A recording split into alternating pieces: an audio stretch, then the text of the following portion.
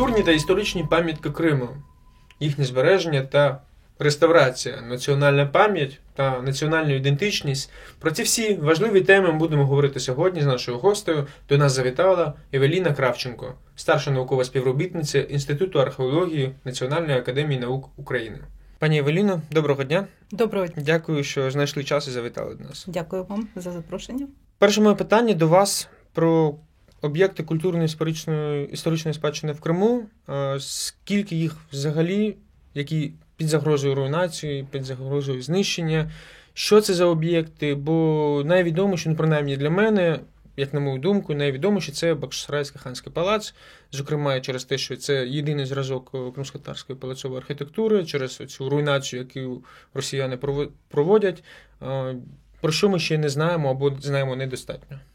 Я, мабуть, вас здивую. Ми нічого не знаємо про культурну спадщину Криму, тому що у нас більшість об'єктів культурної спадщини не занесені в списки культурної спадщини. Тобто списки культурної спадщини, я буквально недавно передивлялася те, що знаходиться на сайті Міністерства культури. По Криму там смішна кількість, близько 30 чи 40 об'єктів всього-навсього місцевого значення і там щось близько 30-40 об'єктів національного значення. Причому це в основному могили партизан, пам'ятники російським письменникам. По Севастополю це археологічні пам'ятки, дотичні до Херсонеса і трошки підводної спадщини. Те, що я знайшла на сайті Міністерства культури. З точки зору закону, закон читає пам'ятку як та, що є в реєстрі, тобто та, що введена в юридичний обіг. Окрім хіба що пам'яток археології, тому що за законом про охорону археологічної спадщини пам'яткою археології вважається не тільки та, що введена в обіг, а й та, що не знайдена. Тобто те, що під землею ми охороняємо, це пам'ятки. А те, що над землею і не оформлено відповідним чином, в нас чомусь пам'ятками не є. І це надзвичайна проблема, тому що нам дуже важко і світу пояснювати, чому у нас періодично ці пам'ятки зносяться, і на них там щось намагаються побудувати. І собі також своїм людям, своїм громадянам пояснити, чому ми таким чином охороняємо пам'ятки. Так що пам'яток в Криму надзвичайно багато, це тисячі. Але реєстри, законодавство їх не знає. Вони існують в архівах, вони існують на фотографіях, вони існують в публікаціях наукових, в наукових дослідженнях. Тобто вони взагалі-то, як пам'ятка, вони існують, інформація про них є, в тому числі вона доступна, в тому числі і нам. Якщо ці архіви відкриті, відскановані, перенесені, або навіть якщо вони лишаються в Криму, навіть якщо вони лишаються в невеличких музейчиках, невеличких архівах цих музейчиків, чому важливо нам також думати про маленькі музеї Криму. Оці всі пам'ятки, відомості про ці всі пам'ятки містяться саме там. Це те, що стосується взагалі пам'яток. Ми з вами кажемо про всі пам'ятки культурної спадщини, і архітектура, і археологія, і історія, і там все, пам'ятні місця. Далі, що стосується невідоміших. Невідоміші, звичайно, що це ті, які тут ми абсолютно правильно визначили статус ЮНЕСКО. Пам'ятки, які вже внесені і знаходяться в списку, який номінує, вони в списку, який попередній, тільки тому, що ми не встигли подати повний пакет. Внесена вже в список Херсонес-Таврійський і Хора. Це ті, що номінуються Ханський палац, ви правильно зазначили, це єдина пам'ятка палацової архітектури кримсько-татарського народу. І ще надзвичайно багато пам'яток, які пов'язані безпосередньо з кримськими татарами. Перш за все, я хочу, по-перше, відзначити, що Ханський палац – це ж не єдина пам'ятка в Бахчисараї. Я ще хочу згадати про Дюрбе, які не менш значущі, не менш цікаві, вони не всі досліджені. Вони, слава Богу, що вони хоча б в більш-менш нормальний стан приведені протягом 30 років незалежності України. От, принаймні там хоч прибрали з них смітники і базари, їх почистили. Але вони майже всі не досліджувалися, наскільки пам'ятаю, тільки гробниця героїв. Більше нічого не досліджувалося. Деякі з них розграбовані, але дослідження по них, спеціальних досліджень, які безпосередньо проводились, що по архітектурі, що навколо, ні розкопок там не проводилося нічого. Це величезний пласт. Це ж погребальна архітектура. Це те, що стосується там самого Бахчисараю. Салачик, звичайно, медресе в Салачику. Одна з найвизначніших пам'яток, з якої Україна починає свою історію шкільної освіти. Україна починає історію шкільної освіти навіть не зі своїх братських школ, не зі ставропігійських товариств, а саме з медресе в Салачику. І навіть не в Салачику. Зенджерле медресе. Так, Зенджерле медресе. І навіть не з Зенджерле, а власне в Старому Криму із старої медресе біля мечеті хана Узбека, як ми з вами. До речі, якщо я не помиляюсь, це медресе було побудовано на кошт дружини хана. Здається, да. Я, щиро кажучи, я не заглиблювалася сильно в цю історію, я ніколи не займалася дослідженнями саме цієї групи пам'яток, але там дуже цікаві, там і по Бахчисараю надзвичайно цікаві моменти пов'язані із самим медресе, і з Дюрбе, до речі, з найранішими Дюрбе, і по цьому, і по Старому Криму. З мечеттю хана Узбека пов'язано дуже багато цікавих речей. І мечеть хана Узбека взагалі, я б сказала, що незаслужено забута. Тобто я б все-таки звернула увагу на вивчення не тільки Бахчисарая, а й Старого Криму, Селхата. Все-таки перша столиця. Багато інформації буде там. І на тих пам'ятках, тим більше там те, що лишилося, там, звичайно, менше, ніж Бахчисарай. Воно не таке яскраве, але тим не менше там кладки лишилися, залишки стін лишилися. Там можна було б і покопати, подивитися, що там в землі лишилося на цих місцях. Бахчисарай, вибачте, я вас перебив. Я коли казав про комплекс, я мав на увазі, що там, в принципі, таке середовище, палац, Чофуткале, Балтатій міс. Це ви маєте на увазі. Да. Взагалі, в принципі, там так. же ж відбулося розділення цих пам'яток, їх принаймні намагалися розділити, окремо виділити безпосередньо комплекс Ханського палацу і окремо печерні міста.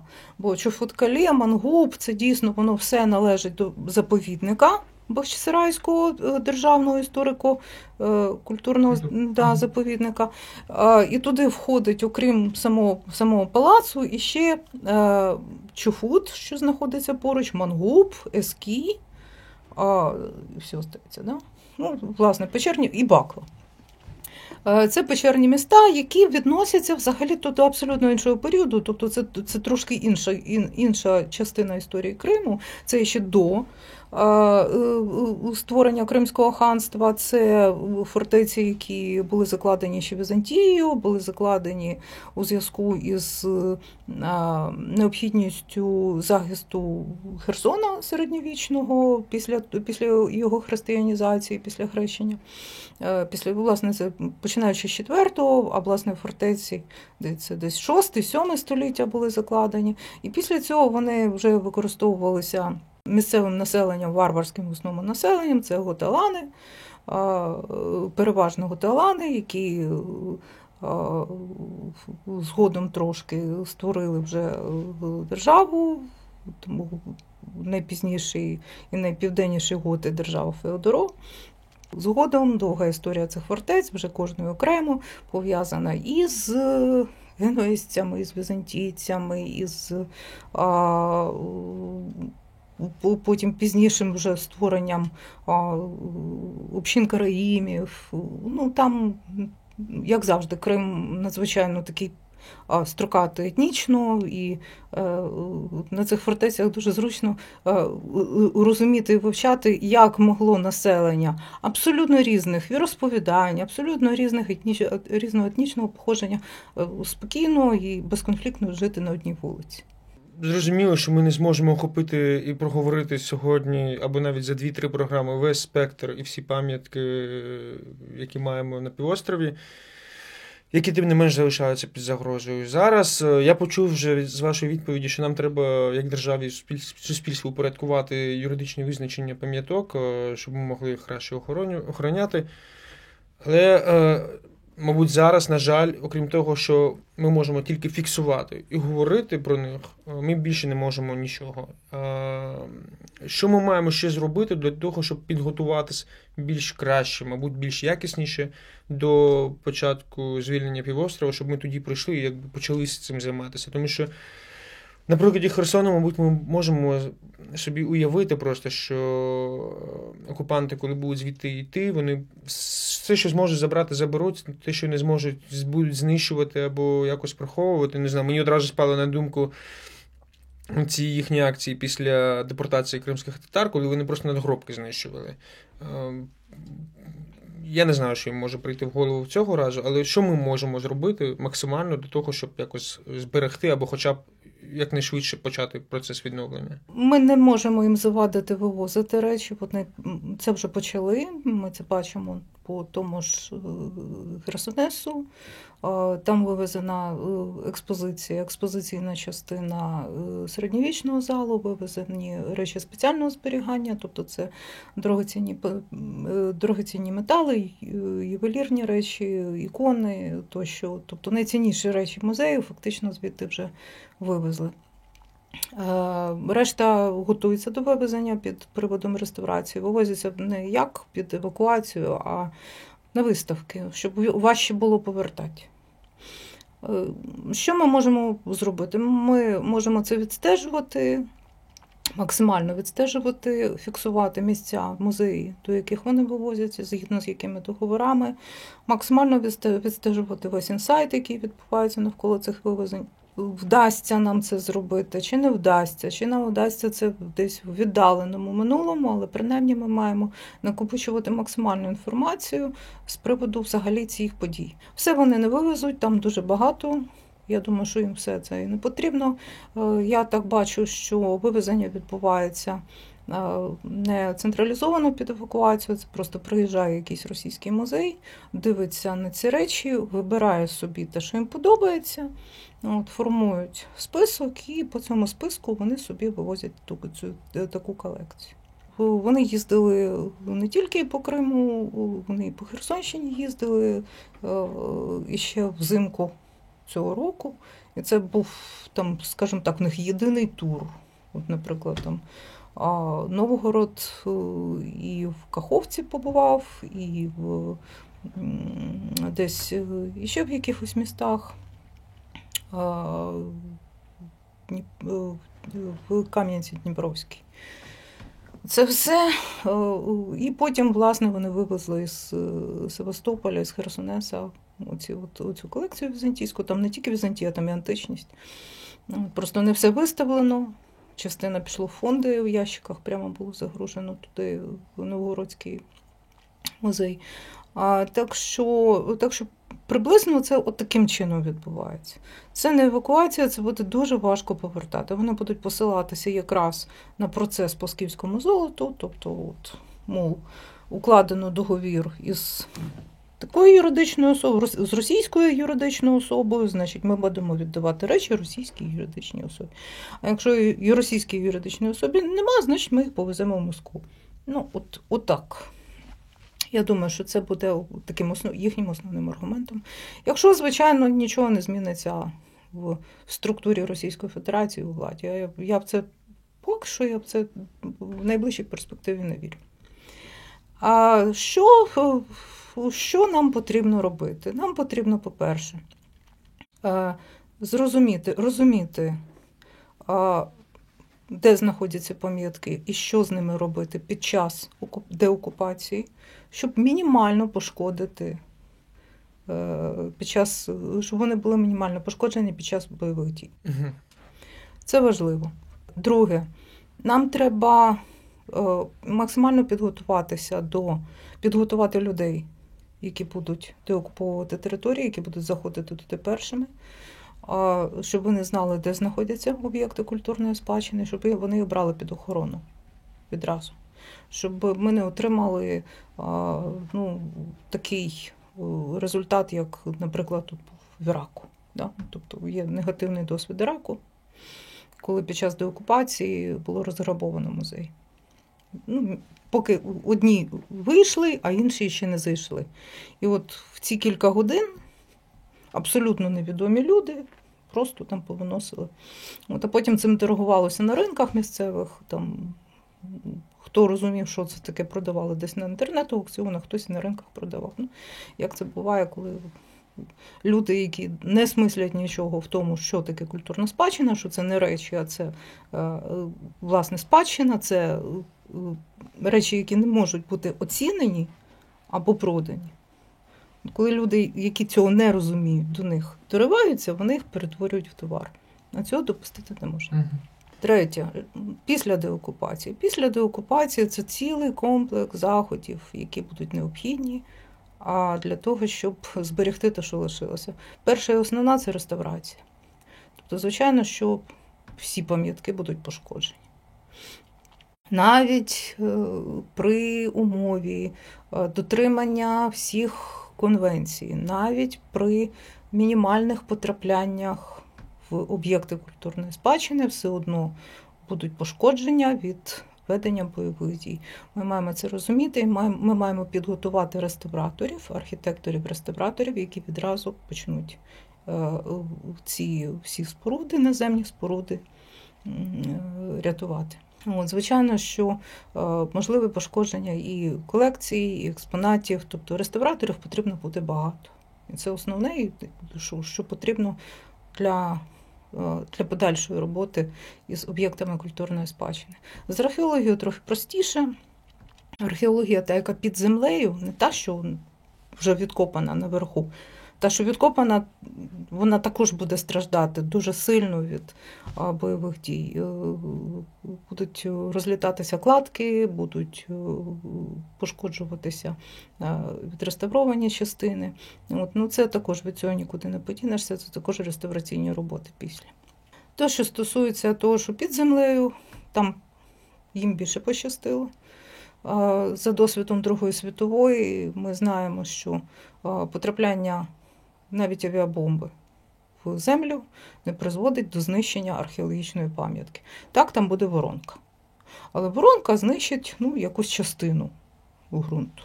Те, що стосується Криму, там такий ґрунт, то що там 4 метри – це максимум буде, там 4-5 метрів. У нас не змінилася потужність ні авіаційних бомб, ні артилерії, так що, в принципі, це буде приблизно так само, як і Друга світова. Артилеристи кажуть, що навіть менше. Тобто ми переймаємося, перш за все, тими об'єктами, які на поверхні. На поверхні. Пані Евеліно, якраз ремарка, ви казали про реставраторів. Просто коротко, будь ласка, у нас є необхідна кількість реставраторів? Нам треба буде залучати... Нам треба готувати реставраторів, нам потрібно і залучати реставраторів, тому що навряд чи ми встигнемо підготувати їх таку кількість. Тобто це, хоч звичайно, що краще за все було б підготувати своїх. Тобто взяти зараз програми ЮНЕСКО, програми ІКРОМ і підготувати наших фахівців, які будуть займатися нашими пам'ятками і далі. А наукова і практична база для підготовки є? У нас є вузи вищі, які готують архітекторів. В принципі, на базі цих вузів можна готувати і архітекторів-реставраторів. У нас раніше була така спеціальність, потім її ліквідували, тобто її просто викреслили і із вузівської підготовки, і із списку спеціальностей робочих. Зараз її поновили. Зовсім недавно вона знову з'явилася, відповідно, мали з'явитися і кафедри, і викладачі, які готують таких фахівців, але це буде мало, тобто це все одно там курс 10-20 чоловік, магістратура, скажімо. Треба більше, тобто потрібні якісь державні програми, які будуть готувати таких фахівців, тим більше їхня робота не вичерпається тільки деокупованими територіями. У нас старі міста, В старих містах старі будинки, і ці старі будинки треба рятувати. Оці люди і займаються порятунком таких будинків. Якщо немає таких реставраторів, то стається те, що стається з Київським Подолом, наприклад. До речі, ви про скіфське золото згадали. Я згадав, тут підготувався, цитую просто, як росіяни просто спотворюють історичний контекст, коли було прийнято рішення про повернення. Цитую, заявляли, що скіфське золото повертають Україні лише з окультних причин, оскільки, за версією росіян, Україна та Європа збирають магічні артефакти, щоб за їх допомогою перемогти Росію. Ви знаєте, в Росії стільки магічних артефактів, на їхню думку, там по всіх їхніх музеях, що якби це працювало, то вони б вже світом, мабуть, володіли. Але оскільки цього не сталося, то, мабуть, їм треба задуматися над тим, що, мабуть, щось не так. Або вони не там їх нажимають, або труть. Ну, не дивилися, там, начиталися лампу Аладдіна, треба потерти і відразу джин. Да? От. Ну, може, з іншого боку, потерти треба, ну їм треба підказати. Але це, звісно, що абсурдний приклад, але спотворення цього контексту відбувається на освітньому рівні, як в школах, в вищих навчальних закладах, ви це знаєте краще за мене, як фахівець в цій сфері. Я б хотів би вас питати, як сильно це все, в принципі, впливає на нас, на українців, на кримських татар, як частину української політичної нації, в загальному сприйнятті в суспільстві. Тому що наша наука, то, мені здається, і до 2014 року була під дуже сильним впливом принципу пропаганди російської. Якісь штампи, мабуть, залишаються досі. Чи ви їх спостерігаєте? Якщо спостерігаєте, то... Наша наука була не те, що під впливом Росії, наша наука повністю фінансувалась через російські програми. У нас було дуже мало прямих програм, які ми отримали із західних інституцій. Вони були, але їх було дуже мало. Але питання не в тому. У нас при всьому всі фахівці прекрасно розуміли, що з чиїх рук вони їдять. Правда, вони продовжували з них їсти, але вони прекрасно розуміли, що це таке, і як тільки прийшов час розривати стосунки, то їх розірвали. Чи їх розірвали назавжди, чи їх спробують відновити через деякі, оце питання. Тобто я не готова відповісти на це питання, я сподіваюся, що цього не станеться. Суспільство не дасть просто. Оскільки наука в нас повністю державна, тобто в світі, це, до речі, це не добре. В світі так не є. У нас, тим більше те, що стосується охорони пам'яток, історії, археології, це все державні напрямки, суто державні. Тому держава може регулювати ці процеси дуже просто за допомогою заборон і за допомогою моніторингів.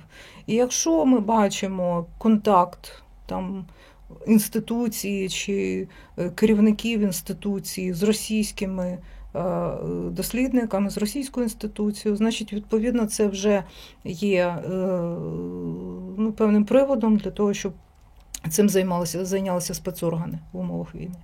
Тому тут якраз це дуже просто. Це взагалі не проблема.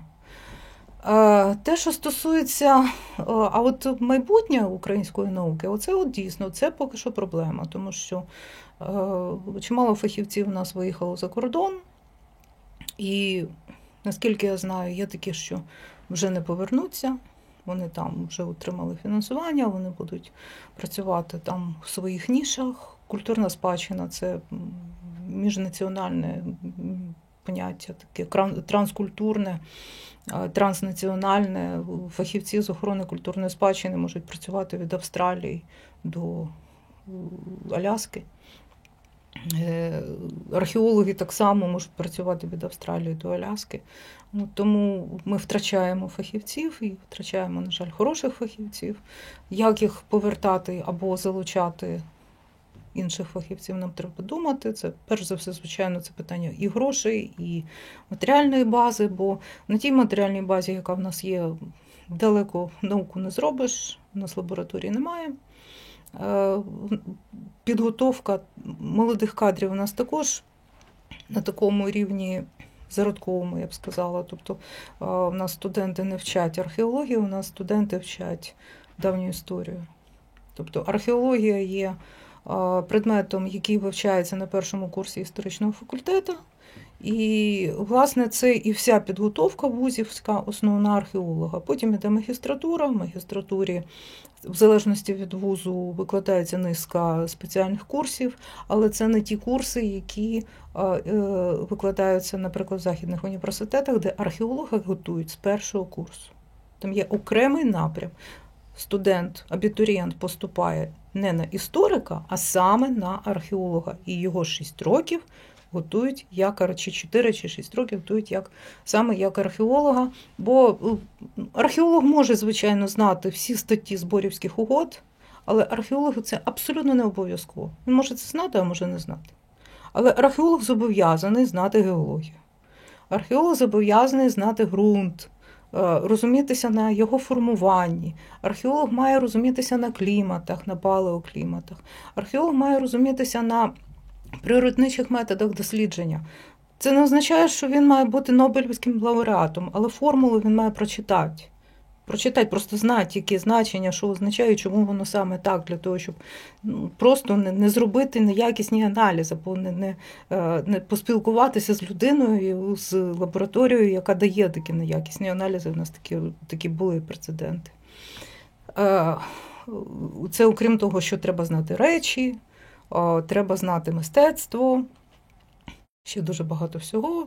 Звичайно, там історію давнього світу, мови. Оце все археологія.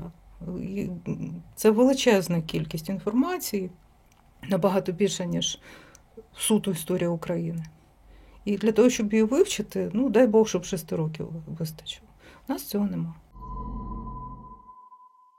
Пані Евеліно, а в плані фахівців чи достатньо? Я розумію, що цим має опікуватись держава теж, і ми про це говорили в попередніх випусках з іншими експертами-істориками, зокрема з Мартином Олександром Кислим, проходив Олександр Галенко з Київського національного університету, ми з ним говорили. Він взагалі зауважив на те, що треба відновлювати чи то впроваджувати новий напрямок, скажімо так, або більш глибше вивчати історію українського півдня, яка безпосередньо включає туди і Крим, і досліджувати в цьому напрямку. Але я не про це, а про те, що хто це має робити теж? Ви погоджуєтеся з тим, що це має робити держава? Чи це все ж таки можуть бути якісь, скажімо так, не зовсім приватні ініціативи, а можливо виключно ініціативи університетів, інститутів разом з іншими фахівцями? Я не знаю, якщо по Криму говорити, мені здається, що там можна було б попрацювати, можливо, з якимись італійськими фахівцями. Те, що стосується чи держава, не тільки держава, а в світі наука, як я вже казала, не є суто державною. А це в нас, це поки що такі наші реалії. Я не думаю, що ми зможемо зараз, прямо зараз, формувати недержавний напрям, тому що в нас зараз кошти йдуть на інше. У нас кошти йдуть на війну, і вони будуть йти зараз на війну. Тобто для того, щоб утримувати наукові напрямки, треба, по-перше, аргументувати їх необхідність саме зараз. А по-друге, і вони будуть фінансуватися мінімально. Те, що стосується історії, історія – це трохи інша історія. У світі історія дискутується, її взагалі належність до суто науки, те, що називається science. Тобто у світі є science, і art. Так от, історія відноситься до art. Тобто це не зовсім science. А от археологія, вона десь на межі. Тобто вона має методи дослідження в science, а от результат вона дає начебто в art. Тобто те, що стосується вже людини і суспільства. Тому, власне, тому десь простіше і гранти отримати на археологію міжнародні, от саме із цього напрямку science, тому що там просто більше фінансування. А те, що стосується історії, це частіше за все, я вважаю, що якщо ми хочемо мати історію України, власну історію України, ми маємо її фінансувати самі. Якщо нас буде хтось фінансувати зі сторони, то не буде історія України. То буде все одно в будь-якому разі, якщо це грант десь ззовні, це будуть певні умови, які будуть направлені, наприклад, на зовнішню світову аудиторію. Тобто вони будуть брати те, що їм цікаво. Вони не будуть брати те, що цікаво нам. А історія України – це те, що має бути цікаво нам. Ми спочатку маємо сформувати свій власний контекст, а потім показати його світу. Бачите, от ми розуміємо, що ви там живете там в своїх бульбашках, але ось наша бульбашка. От ви маєте розуміти, що це наша бульбашка, і ми її любимо. От, і тому з приводу історії я вважаю, що це має бути політика України. Не обов'язково це мають бути тільки державні кошти, тільки державні інституції. Але це от наша бульбашка, і ми маємо її створити і змусити всіх її полюбити. Інакше нас не буде просто на світовій арені. А те, що стосується археології, це там трошки простіше. Вона, як я вже казала, вона така дуже транскультурна, транснаціональна. Тобто там простіше. А те, що стосується те, що ви казали про фахівців, да? Про фахівців, так. Про фахівців. Програми, да. Хто має формувати? Да, це можуть бути програми університетів. Ви частково сказали, що у нас виїжджають фахівці, я вас перебив. Але я про те, що фахівців в конкретних галузях більше. Бо я розумію, що, наприклад, є, можливо, умовно кажучи, найбільш зацікавлений напрям для більшості фахівців це, умовно кажучи, там період Козаччини, там Запоріжжя, умовно кажучи, да? А, наприклад, там, я не знаю, Південна Херсонщина або там Ханська Україна, наприклад, вона не така цікава, вона не така поширена. От я б більше про це. Бо все ж таки Крим, він, мабуть, дуже довго часу, не мабуть, а дуже довго час був в цьому такому засиллі російсько-імперських наративів, і вони все ж таки намагалися викреслити звідти і українську національну ідентичність, і ідентичність корінних народів усіх, і якось відірвати, що це щось окремо,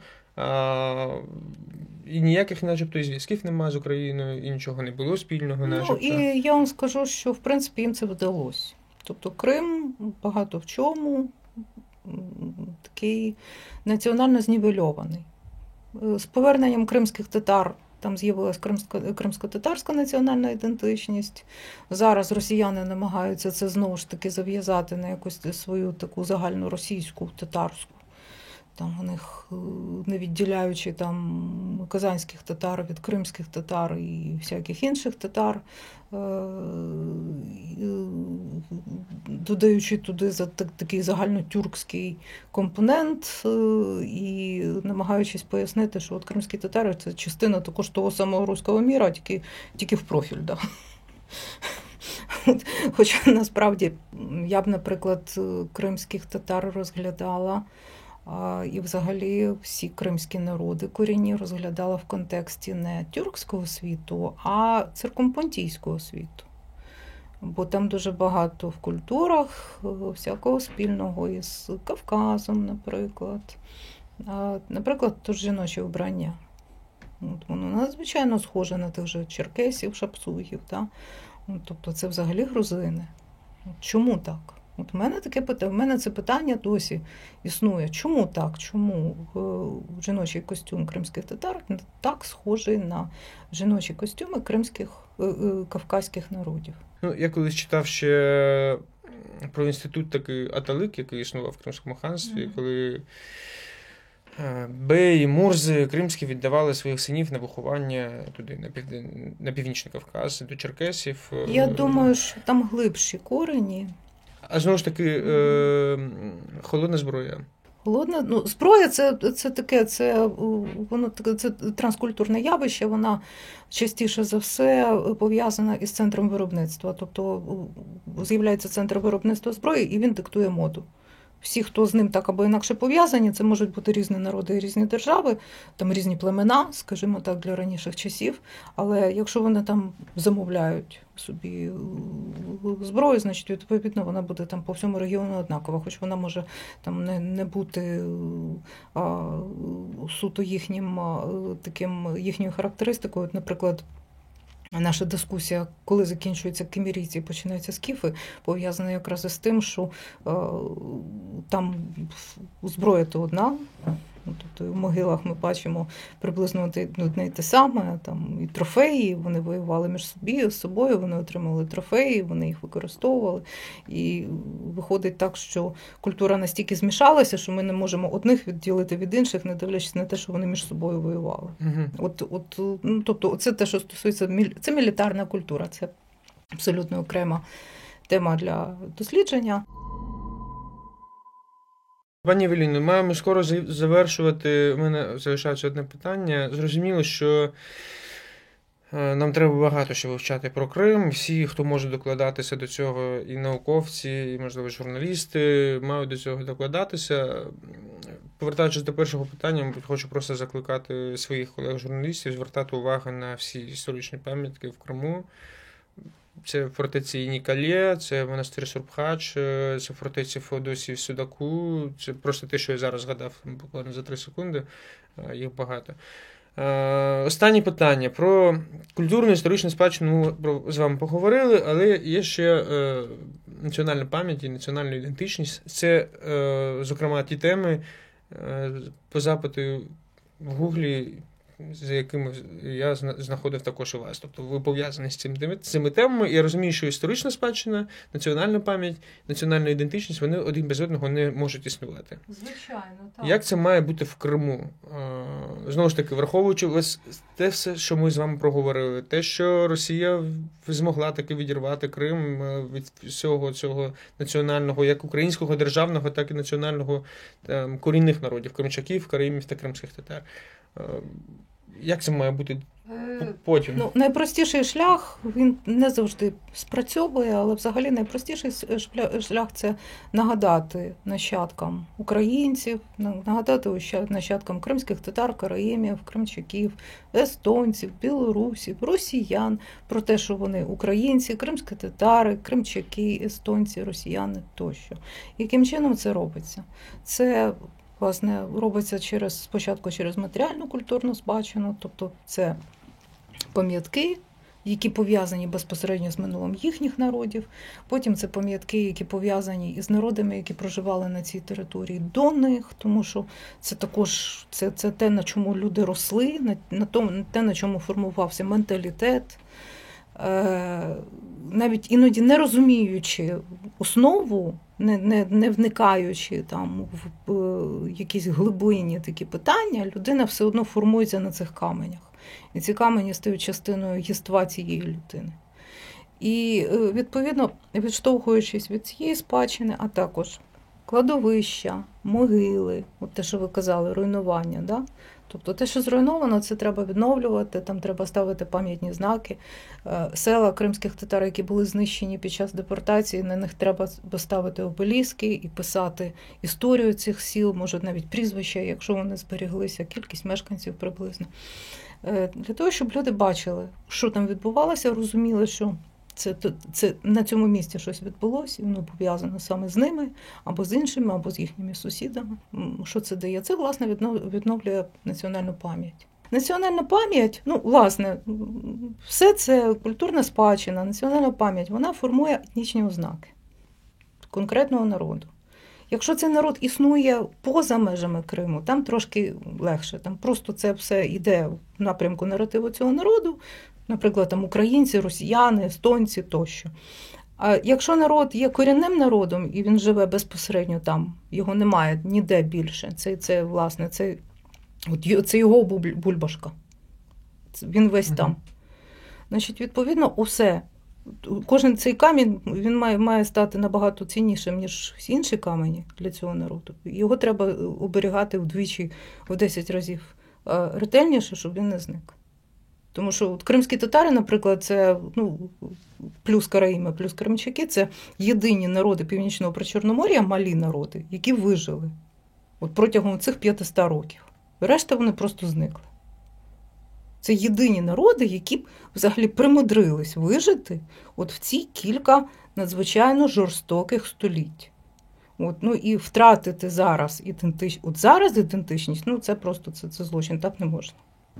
Оця ниточка від культурна спадщина, національна пам'ять, і це все, власне, надає і національну ідентичність, додаючи туди мову, частково релігію.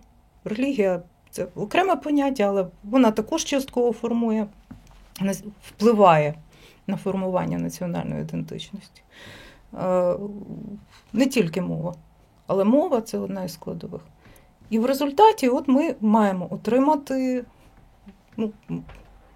хоч якийсь відсоток, я не кажу, що всіх, але якийсь відсоток людей, які зрозуміють, чому вони там живуть, хто їхні предки, що вони хочуть, і головне, що вони втратили. Що вони втратили протягом цих 300 років. Яке б могло бути їхнє життя, якби ці 300 років пройшли без Росії. Дякую вам дуже, пані Евеліно, за цю розмову. Є над чим поміркувати, я думаю, що і нашим глядачам також. Дякую дуже за ці цінні тези.